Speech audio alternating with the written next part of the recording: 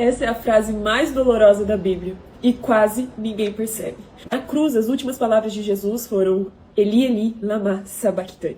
Ele citou o início de um salmo, que é o Salmo 22. É um salmo davídico que começa assim: meu Deus, por que me abandonaste? E em aramaico é exatamente a mesma frase de Jesus.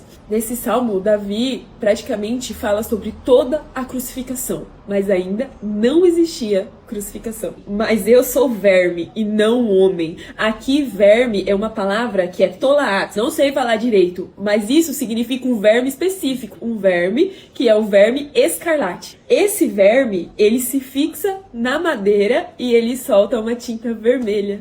Você percebe o quanto isso é poderoso? Não é por acaso. Eles lançam insultos contra mim, dizendo: recorra ao Senhor e que o Senhor o liberte. Assim fizeram os zombadores com Jesus. Lá na frente, Davi escreve: cães me rodearam, um bando de homens maus me cercou, perfuraram as minhas mãos e os meus pés. Perfuraram as minhas mãos e os meus pés. Davi escreveu isso daqui cerca de 1000 anos antes de Jesus. Ainda não existia crucificação.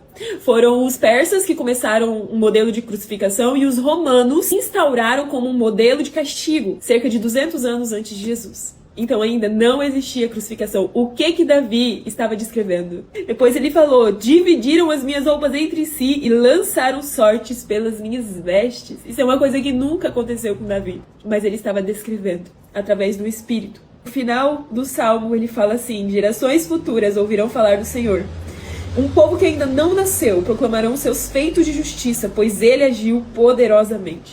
Você percebe como o Salmos 22 está intrinsecamente ligado com o momento da crucificação. E as últimas palavras de Jesus são Eli, Eli, lama sabachthani, que é o início de um salmo que descreve todo um sofrimento, mas ele termina com vitória. Ele termina dizendo que eu e você ouviríamos falar disso e proclamaríamos os feitos do Senhor.